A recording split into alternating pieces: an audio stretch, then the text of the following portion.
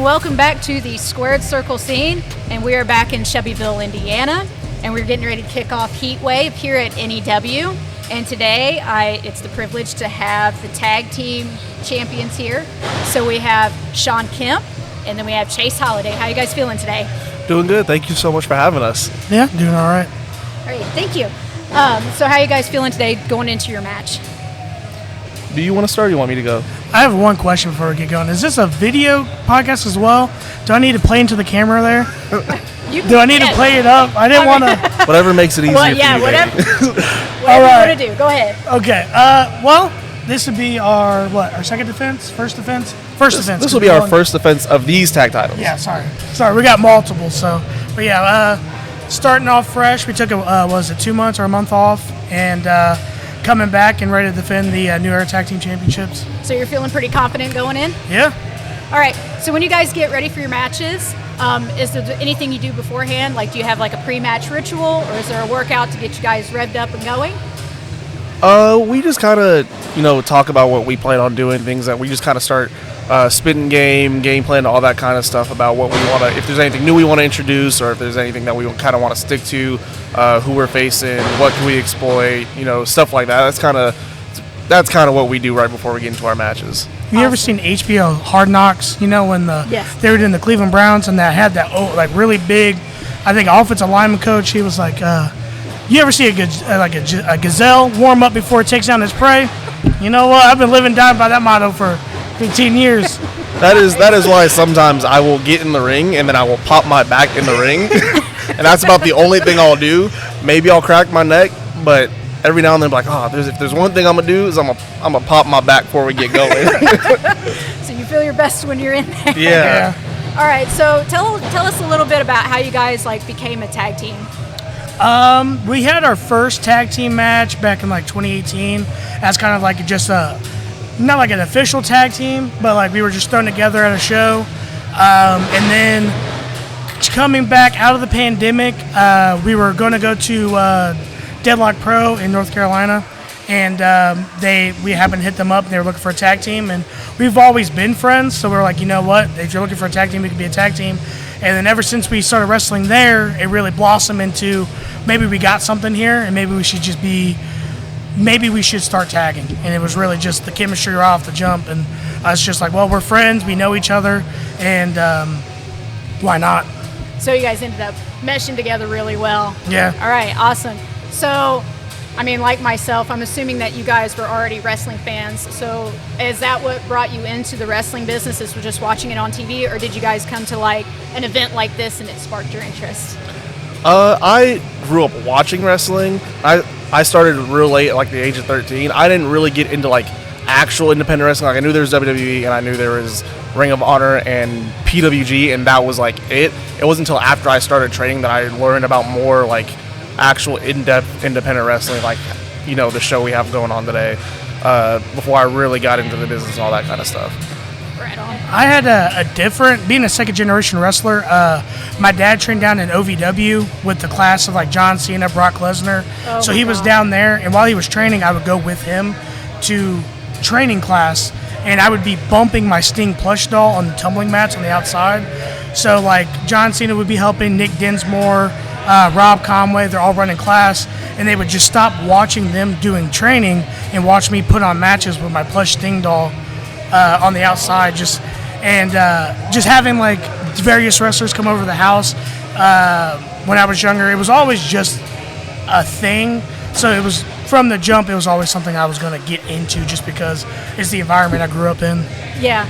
I actually, your father was actually one of the first people I got to interview for my podcast, and he was super cool. And he had mentioned you had started fairly young, so at 15, I think, if I remember right. Yeah.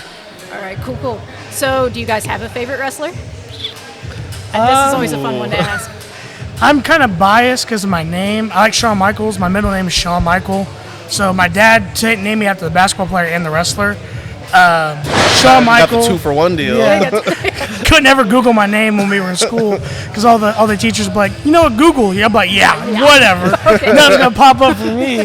Yeah, Jim Bob Smith maybe, but not me. But no, Shawn Michaels, The Rock. I really grew up just watching straight WWE, so it wasn't until later until I found out about like Kevin Owens, aka Kevin Steen, or El Generico, Sami Zayn, and Chris Hero, like all those guys. It wasn't until later on in life, but I'd say Shawn Michaels, The Rock, and then Kevin Owens, Kevin Steen. Oh, heck yeah. Yeah, mine always also like grew. It started with, before I got into wrestling, all I knew was The Rock. So I'd go to my friend's house and he'd have like the wrestling games, and I was like, all I care about is if The Rock is in it and if I can make my own character. That's all I cared about.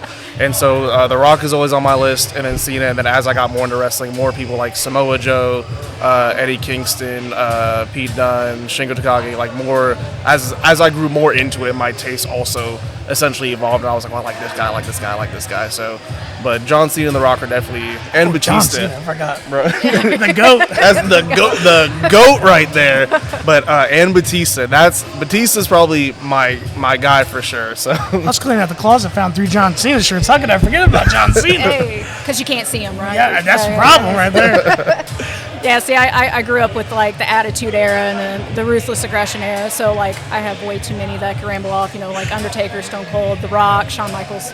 Like it's too hard for me to narrow it down.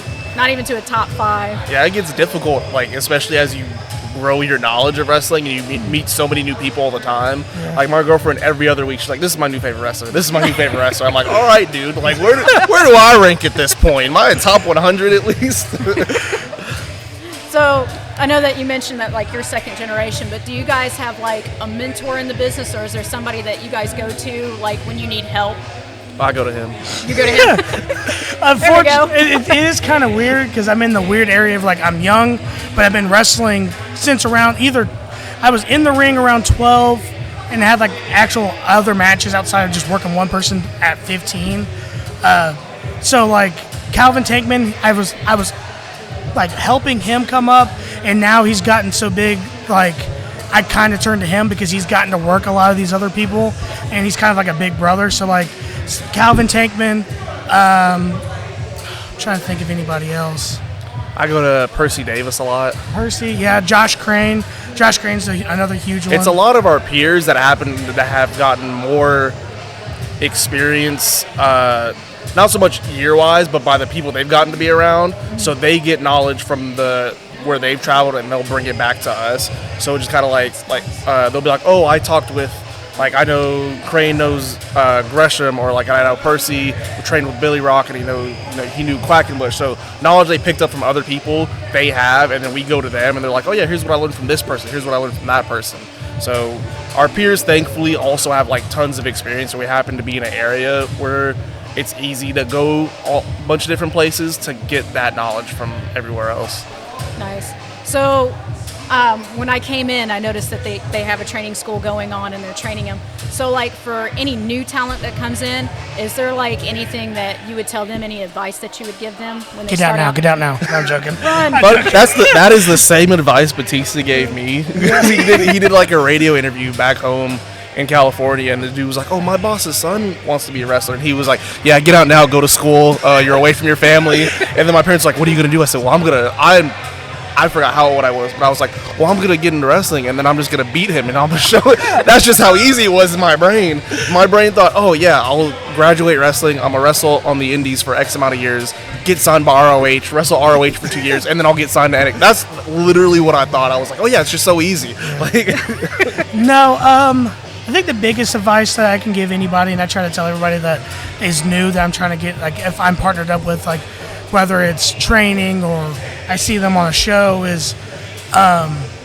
don't take everything too hard, because you don't have to listen to everybody, because not everybody has your best intentions. Because at the end of the day, as much as people call wrestling a work, there is real aspects to it, because if you are a main draw, you are making money. And if someone sees that you're making more money than them because you are a name value, they'll do anything they can to belittle you as a person and a character to keep you down so they can come back up.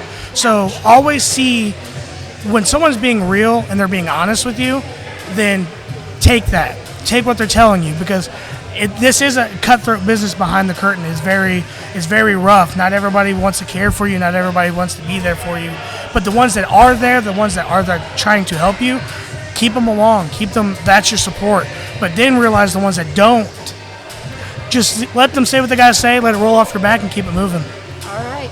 And then here's another favorite question I like to ask everybody because the answers are interesting. So if you guys came with a warning label, what would it say? I know his. Okay, go for it. Protect your chin. When he hits rough. That's fair. Yeah, he's right. Mine would have to be, I'm a big guy who thinks he's a cruiserweight, so I want to do flips, but I know it's going to hurt a lot. So It's an army tank with the Ferrari engine. yeah. I hope nobody's using that, so I think that's all you. They took a tank and just put like a Ferrari or some sort of Bugatti engine there. It's like, yeah, we can run. No, bud, I don't think you can. All right, so I'm going to go ahead and wrap this thing up.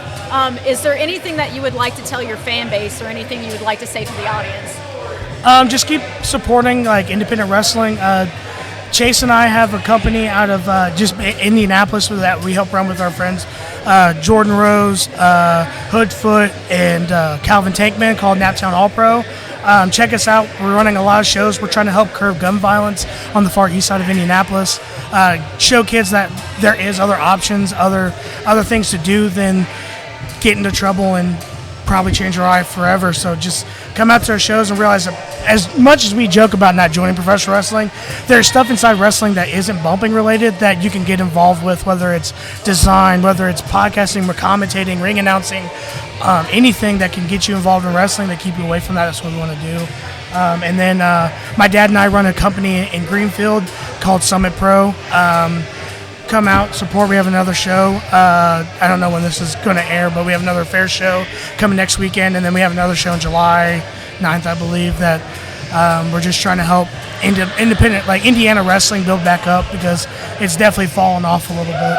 Yeah, I feel like COVID had a lot of effect on it as well. Yeah. So, absolutely, I'm going to look into that.